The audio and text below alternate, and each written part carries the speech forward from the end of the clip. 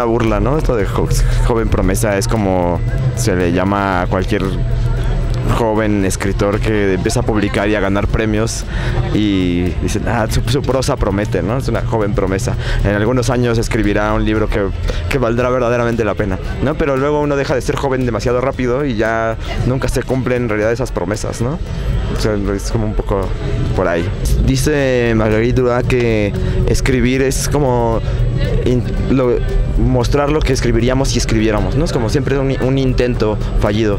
Al final uno publica porque ya para sacar las cosas y para seguir escribiendo otra cosa, pero creo que en realidad la escritura es una especie de fracaso todo el tiempo, ¿no? Uno siempre quisiera escribir mejor de lo que lo ha hecho. En mi caso, para escribir la inspiración, vamos a decir así, es el viaje, ¿no? Lo que encuentras, lo que descubres de ti mismo en lugares que no conocías, la gente que te enseña muchísimas cosas, que te convierte en otra persona. Entonces esa es la experiencia que a mí siempre me lleva a escribir y las cosas que quiero contar pasan por ahí, ¿no? Pero es como decía también un poco él, que uno no escribe necesariamente el libro o la historia que quiere escribir, sino la que puede escribir. Entonces siempre hay una distancia que algunos escritores llevan que todos los escritores llevamos con más o con menos pesimismo y drama,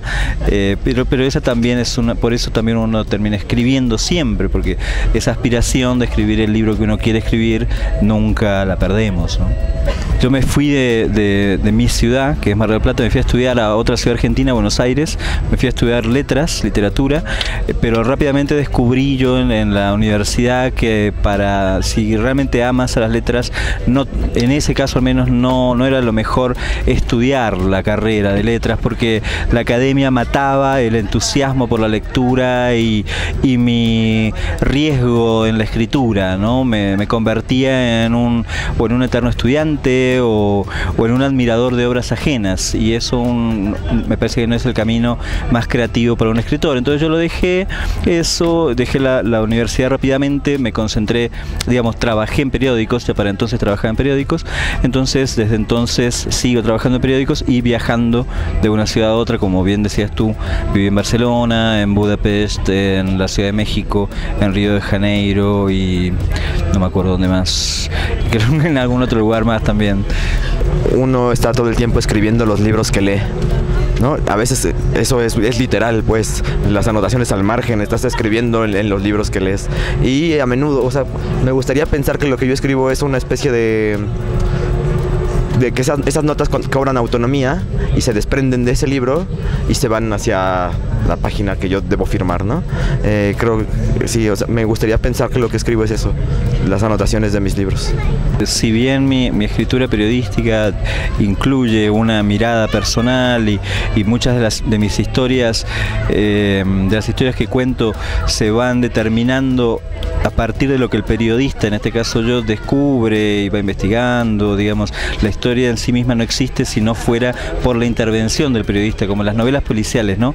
Que el detective, a medida que va investigando, va descubriendo cosas y la historia se modifica.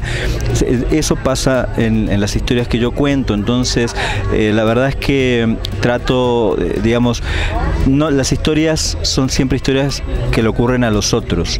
Es una historia que yo miro en todo caso y que trato de interrogarla y de pensarla y de ver qué dimensión tiene simbólica, qué nos está diciendo esa historia a todos nosotros, por qué nos convoca, por qué me llama. Pero siempre mi interés es la de contar lo que te pasó a ti, quién eres tú, por qué estás aquí sentado, cómo fue que llegaste aquí, por qué anoche no dormiste, por qué tienes pesadillas, por qué te gustaría encontrarte con una mujer a la que no ves habitualmente.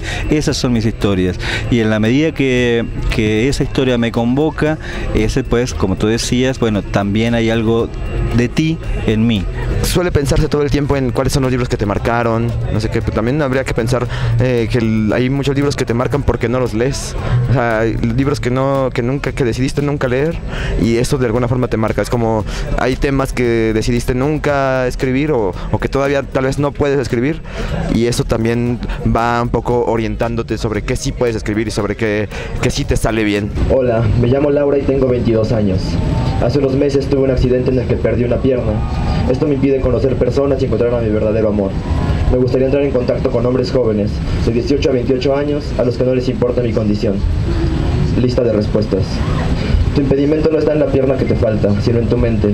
A una persona hay que amarla por su alma, no por su físico. Quiero ser tu amigo. Me gustaría guiarte para que aprendas a ver el mundo desde otra perspectiva y puedas recuperar la confianza en ti misma. Recuerda, las limitaciones te las pones tú, no tu cuerpo. Recibe un fuerte abrazo. Mario. Enviado por Nifunifa. Me llamo Max y me gustaría saber más sobre ti. ¿Cómo eres? ¿Qué te gusta hacer? Este tipo de cosas. Tú sabes. Pienso que el hecho de que tengas solamente una pierna no te hace menos deseable o sexy que las chicas con dos. Es más, encuentro muy atractivas a las cojas. Enviado por Max con 3X. Soy un chico de París. Siempre me gustaron mujeres amputadas en pierna derecha. Me gustaría conocer y cotorrear, como dicen en México, para surgir algo. También me gusta la cultura latino. Soy serio en mi mensaje. Es posible de contactar a mi mail michelink006@yahoo.fr. Enviado por michel-06. Yo adoro a las mujeres amputadas. La falta de una pierna no te impide pasarla bien. Yo sé lo que te digo. XD. Te mando un beso. Enviado por El Difuso. Hola Laura, tengo que decir que me avergüenza leer algunas de las respuestas que has recibido, pero yo te entiendo. A mí también me amputaron una pierna y he sufrido mucho por eso. Tengo 20 años y quiero hacer amistad. No quiero amargarme porque aunque me falte una parte del cuerpo, me sobra corazón. La vida sigue. Enviado por Perinola-bajo. mí no me importa tu situación si quiere comunicar conmigo. Soy serbio, Aleksandar Mikhailovich. Busco damas amputadas. Tengo pregunta, ¿cuánto pierna perdió? ¿Abajo de rodilla o más arriba rodilla? Escríbame, besos. Enviado por Alex Mik. Laura, me da pena decirlo, pero yo soy un niño. Tengo 10 años y me van a amputar. A mí no me gusta. Dime, ¿duele mucho? Me gustaría que fuéramos amigos. No tengo con quién platicar. Enviado por Pokebola 144. Volver al inicio, ver más respuestas. Pasa mucho con muchos amigos escritores que siempre tienen una gran historia que contar de cómo se convirtieron en lectores, y a veces me parece incluso que hay un poco de ficción en esas historias. Yo detestaba los libros, no me gustaban nada en el colegio. Iba en un colegio católico en el que nos obligaban a leer novelas horribles y yo prefería jugar fútbol o hacer cualquier otra cosa que un niño debería estar haciendo, ¿no? Y pasarla bien. Me parecía aburridísimo, y nos hacían exámenes terribles en el colegio donde hacían preguntas absurdas como nombra a todos los personajes de esta novela, cuáles son los personajes principales y secundarios. Entonces aprendí a leer haciendo trampa, ¿no? Saltándome al final, viendo cómo acababa el relato, buscando personajes y subrayándolos, y detestaba pues los libros hasta que un día de pronto no sé cómo cayó en mis manos La Metamorfosis de Kafka, y como que descubrí que había algo que quizás sí me interesaba ahí en los libros, ¿no? Y una vez creo que te aprendes de un libro ya no sales de los libros, ¿no? Porque los libros tienen esta cosa que funcionan como puertas, habitaciones, y que una siempre te conduce a otra y a otra y a otra. Cuando vas a un libro llegas a otro, y así la literatura tal vez nunca se termine ese recorrido. Un catálogo, mi padre es periodista y por alguna razón le llegó a mi padre un catálogo de Air France, la aerolínea, que tenía un aspecto como de enciclopedia, porque mostraba todos los lugares a donde viajaban los aviones de Air France. Entonces a mí, más que cualquier otra, los libros no son siempre novelas ni biografías ni libros de historia. Los libros también son catálogos, son folletos más grandes. Digamos, hay todo tipo de libros, y esa es la gracia del libro, la diversidad. Entonces, la verdad, a mí si hay un libro que yo recuerde que me resultaba completamente mágico, era ese de Air France, porque yo veía las playas a las que iban estos aviones, las ciudades, que nunca había visto yo una como esa, y a mí lo que me daban ganas era de viajar para poder conocer algo parecido a eso, ¿no? Ningún libro de ficción o de no ficción me estimuló tanto en mi vida como ese catálogo de Air France, y desconfío muchísimo de los autores que solo hablan de libros como las experiencias más determinantes para la escritura. Si bien es cierto que todo escritor es un lector, no todo bibliófilo es un escritor. Entonces, eso es creo, como él decía, ¿no? A veces los escritores hablan de su iniciación como escritor o como lector y ya con eso hacen una historia, una ficción de su origen como escritor. Creo que como ficción suelen ser muy interesantes, pero la realidad, en mi caso al menos, es que muchísimas experiencias, personas, libros que no son de literatura me impresionaron tanto y me estimularon tanto como una lectura que me enseña a escribir para convertirme en escritor. No me sentiría pues en el lugar para decirle a alguien qué leer.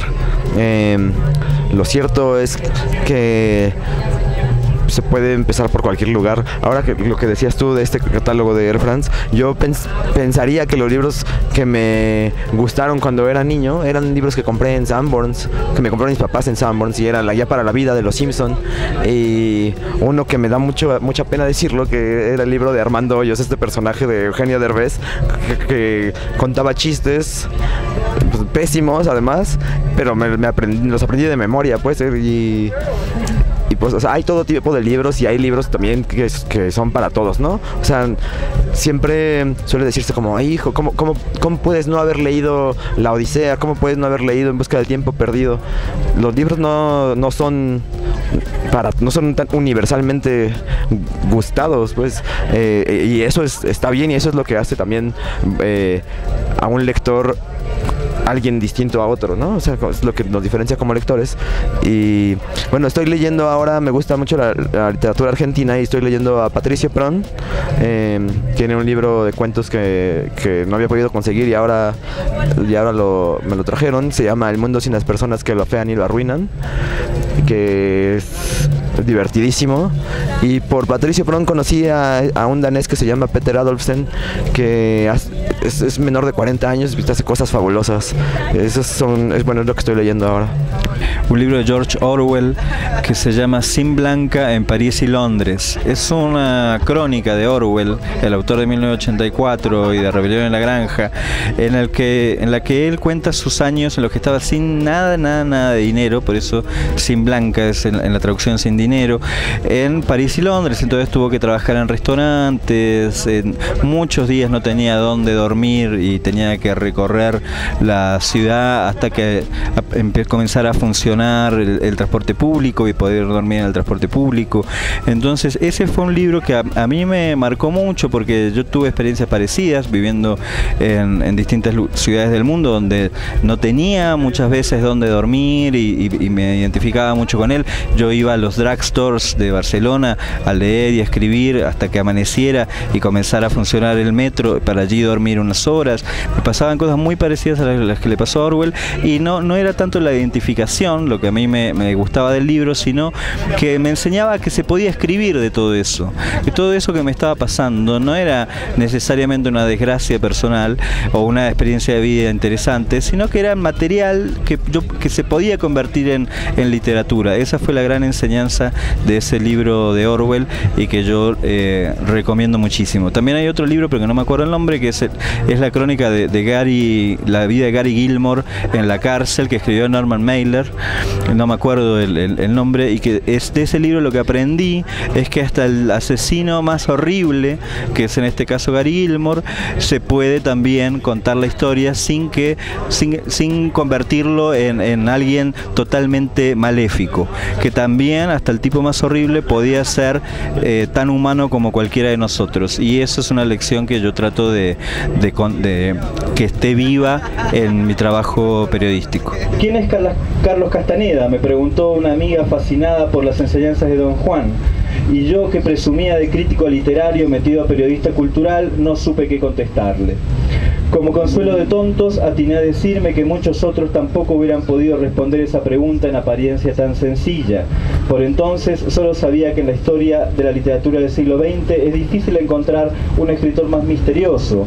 En un hipotético ranking de grandes narradores enigmáticos encabezaría la lista junto con Thomas Pynchon, J.D. Salinger o B. Traven. A Pynchon no se le conoce su cara, pero trascendió que es neoyorquino y sirvió en la Marina estadounidense. La vida de Salinger ha podido ser reconstruida, juicios contra el biógrafo aparte, por Kenneth Slavenski en J.D. Salinger, Una vida oculta, y de la esquiva personalidad oculta tras el seudónimo B. Traven, autor del Tesoro de la Sierra Madre, el investigador Carl Kuttke apunta en B. Traven, biografía de un misterio, que la única fecha que conocemos con certeza de la vida de este misterioso escritor es el día de su muerte. Pero de Castaneda, incierto aprendiz de brujo y héroe de la revolución contracultural de los años 60 y 70, ni eso. Y es que, según muchos de sus seguidores, buena parte de ellos fanáticos y al borde del fundamentalismo, Castaneda habría emprendido un espeluznante vuelo mágico muy distinto al destino final de las personas comunes y corrientes.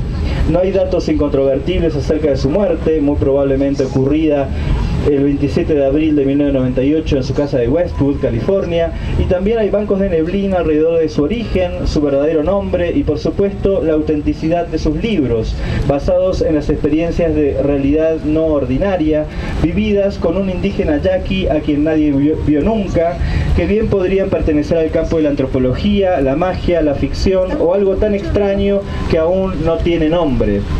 Graduado en antropología por la UCLA en 1968, causó un auténtico terremoto literario, social y antropológico con las enseñanzas de Don Juan, libro que ya lleva vendidos más de 10 millones de ejemplares en todo el mundo y que en su momento recibió los elogios de gente tan dispar como el poeta Octavio Paz, el sociólogo Theodore Roszak y la novelista Joyce Carol Oates, entre muchísimos otros.